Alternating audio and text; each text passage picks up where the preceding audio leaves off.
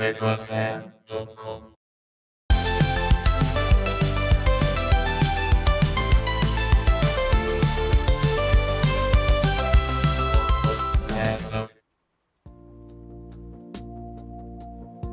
It's Christmas morning. It's 1990. I'm 9 years old, and this is the present I received from my parents. I unwrapped it, and it looks like a handheld video game console. It's called Game Boy by Nintendo. I've seen it before, but just in magazines, whispered about on the school bus. It's been more than a year that this console was released in Japan and North America, and finally, it's here in Europe as well. In person, it's pure sci-fi. The packaging looks like something out of a futuristic comic. There's these glowing grids, falling blocks, robotic hands, and it comes with a game already, Tetris. Never heard of it. I read the instruction in anticipation. I'm waiting for the batteries. I slide the cartridge in, switch on, and the future fits exactly in my hands.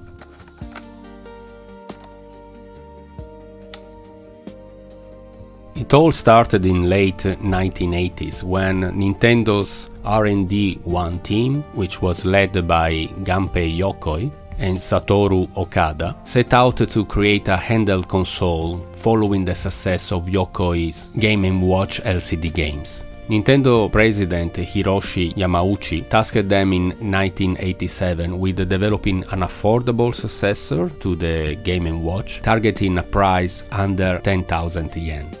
From the very first meeting, the team envisioned the use of a dot matrix LCD and even codenamed the project DMG, Dot Matrix Game. It's even reflected in the final model of the Game Boy, numbered Game Boy DMG-01.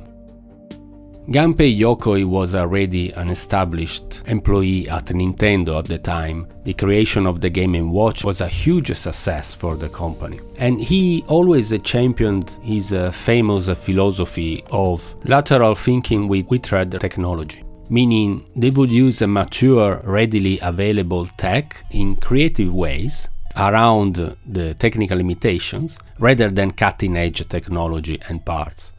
And this approach promised reliability and low cost, but also aligning with the need for a cheap and durable device. However, there was initial tension between the design approach. Gunpei Yokoi imagined a very simple toy-like device, essentially a more advanced Game & Watch, while his younger colleague Okada pushed for a more powerful system with interchangeable cartridges, effectively a portable NES.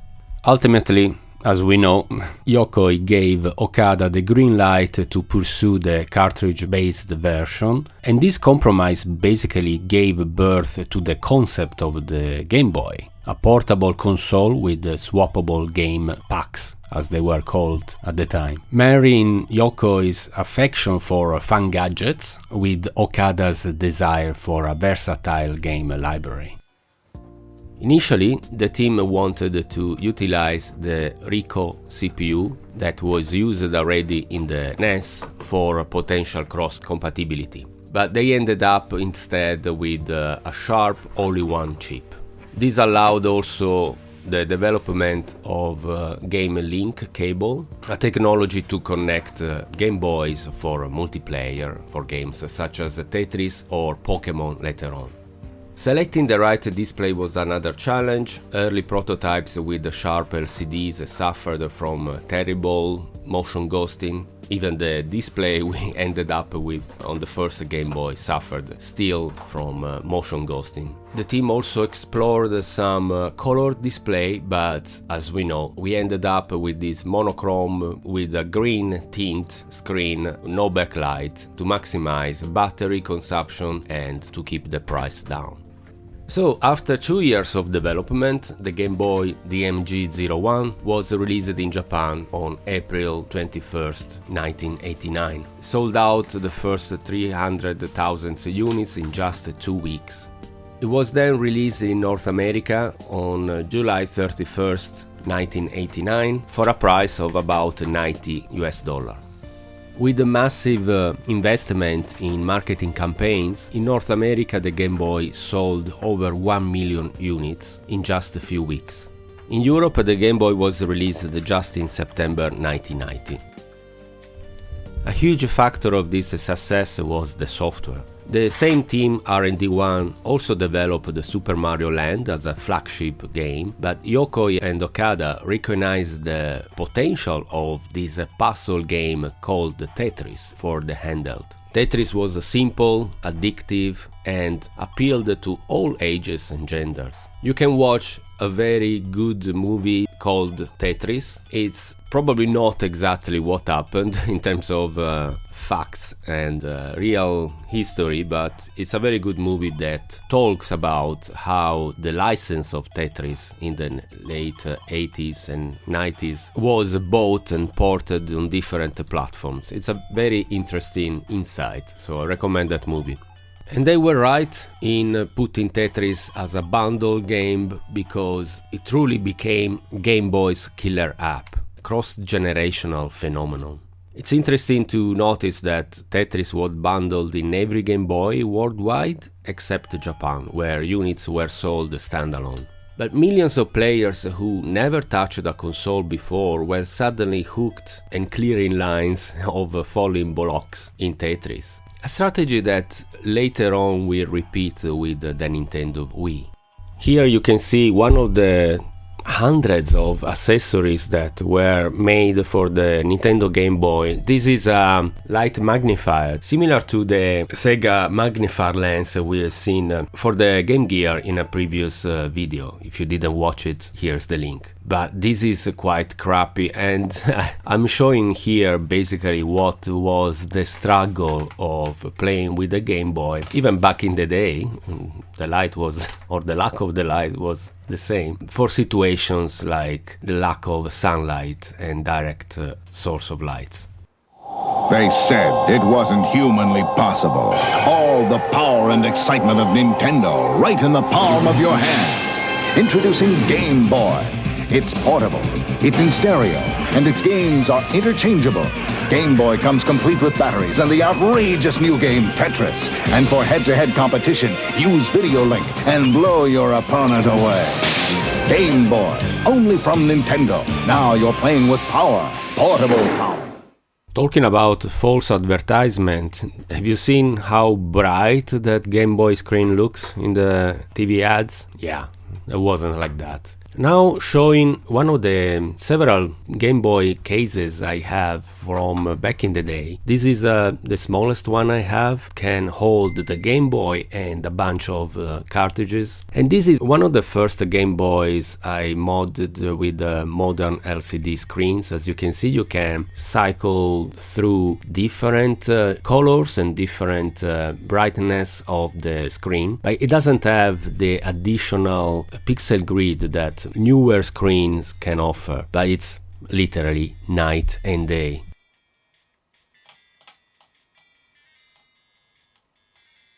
Now the bigger sibling of the first case I showed. This is quite big and professional. You can see you can carry it on your shoulder even. It can contain obviously the Game Boy, but many more cartridges, the power adapter as well, the cable link I have, and even the car power adapter to use it on the go without caring about batteries. This is also useful for me today to keep the loose cartridges I have, while I keep the complete in-box games I have of the Game Boy displayed on a bookshelf.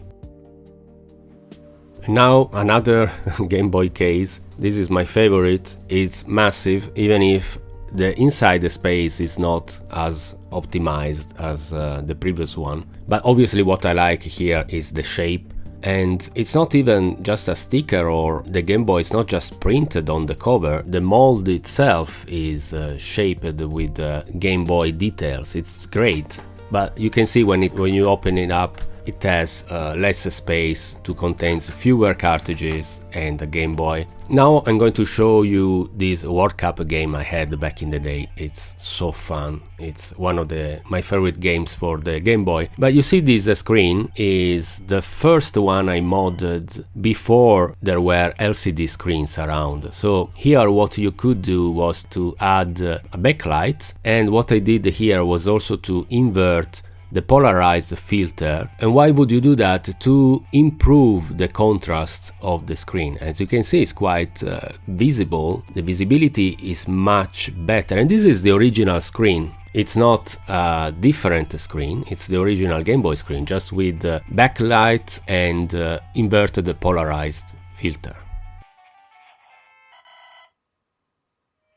And to finish the topic about screen mods, this is the latest I have done with the newest LCD IPS screen. And the difference here is that you can also choose to have this pixel grid that I think improves over the previous one I shown that didn't have this feature. You can still pick many shades and colors, even this greenish, yellowish, simulating the original tint of the original screen quite well. So it's very sharp, and this pixelated effect, I think it adds a lot to the experience.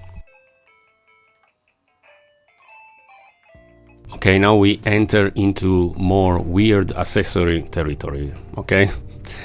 First, the BoosterBoy. Everything was something boy back in the day. That's how important the branding became, the Game Boy branding. And the BoosterBoy was a chunky all-in-one enhancement accessory designed to supercharge the original Game Boy's functionality. And the size, look at the size of this thing. It was released by Saitek in early 1990s, and basically this enveloped the console in a bulky shell that added larger magnifier lens again, built-in lighting, and stereo speakers for boosted audio. It's quite loud, it can become quite loud. And the physical buttons that overlaid the original D-pad and AB buttons to provide a more arcade-style kind of responsiveness. Yes, it dramatically increased the Game Boy's dimension, but it turned basically this pocket-sized device into something closer to a mini console. This Booster Boy basically exemplified that era's enthusiasm for pushing the limits of handheld gaming, even if it meant to sacrifice portability for a more immersive and amplified experience. And now the famous Konami HyperBoy. I love this accessory, it's so well made. It's much better than the BoosterBoy, I must say. It's simpler also. So it was a striking and ambitious accessory for the original Game Boy, turning it into effectively a miniature arcade machine. It was released unfortunately exclusively in Japan in the early 90s and featured a built-in joystick, stereo speaker and integrated magnified lens with the light source as well. But the joystick, there's a switch, you can decide whether you want a square or a slanted square kind of analog stick. And the shell it's quite well designed and futuristic looking. You basically insert the Game Boy in the unit and it transforms into a tabletop arcade cabinet almost, with the tactile clicky controls and amplified sound. These days is a collector's items and represents the Konami era, not just the gaming but also accessories. Probably to this day remains one of the most iconic and stylish accessories ever made for the system. It's a shame that it wasn't exported internationally. I will dedicate a whole article and probably video about the Game Boy camera and printer at some point, but I cannot make a video about the Game Boy without mentioning the Game Boy camera at least. Launched in 1998, the Game Boy camera was a very tiny grayscale digital camera that snapped pixelated selfies or photos. You can turn the camera itself, the lens, and let users add stamps, doodles, play weird mini games. It even has a Guinness World Record as the smallest digital camera at the time. Paired with the thermal Game Boy printer, basically you could print photos on sticker paper. There are modern accessories as well for it in order to extract photos, because back in the day it was virtually impossible to do apart from printing it. This is what the backstage looks like with the camera recording this video, and this is how the photo looks like. A 2-bit face reveal of Retrofair as well for you exclusively. And this is a mod I made for one of the cameras, the Game Boy cameras. I have 2 blue cameras, so I made this mod with a wide lens for smartphones, and I attached it to the Game Boy camera lens with the Sugru. If you don't know what it is, you can Google it. And you can see how wider the lens is now with this attachment. It's interesting to play with it.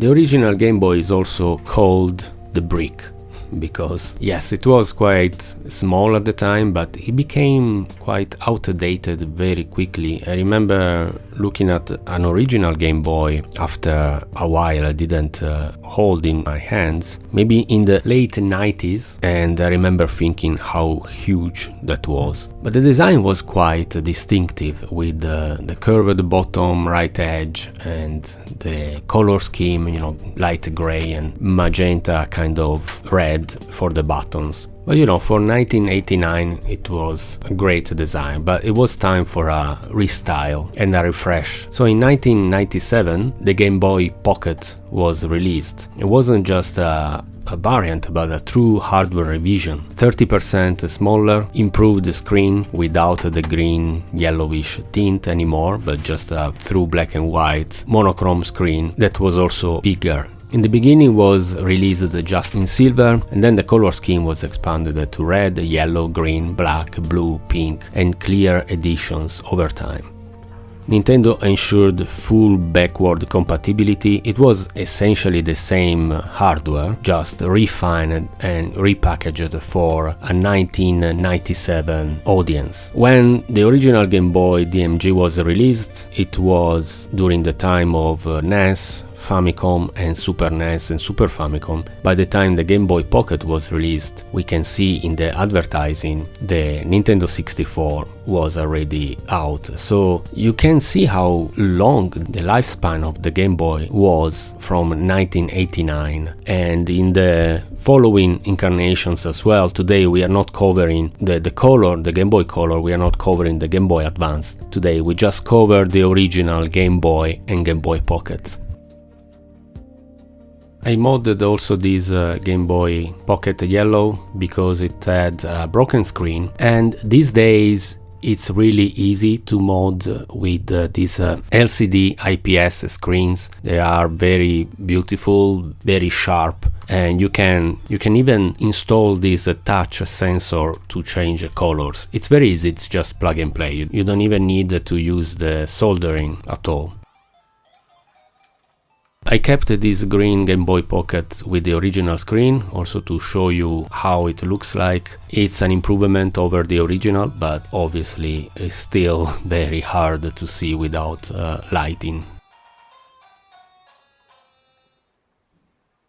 And this is a Game Boy Pocket Japanese version, costed 6,480 yen back in the day, and I bought this last summer actually in Japan as a junk item. It had a broken screen and I repaired it. Again, very easy to do. Most of the times the broken parts are just the screen, so you can just change them. And I just paid 4,000 yen for this with the box and complete in great state. You can also change the lens, so the plastic cover with the glass covers to make it more durable and less prone to scratches. So look at this, it's beautiful. And here I'm demoing to show you the great screen that it has. To finish with the devices that you can play Game Boy games on, this is the Analogue Pocket. You've seen this before during the Game Gear and the Atari Lynx videos, all linked here if you want to have a look. You can even use it with the adapter for the PC Engine. but this is probably the best way to play Game Boy games today. Even if, I must say, playing Game Boy games on original hardware with modern LCD IPS screens, I think it's a very good level of experience.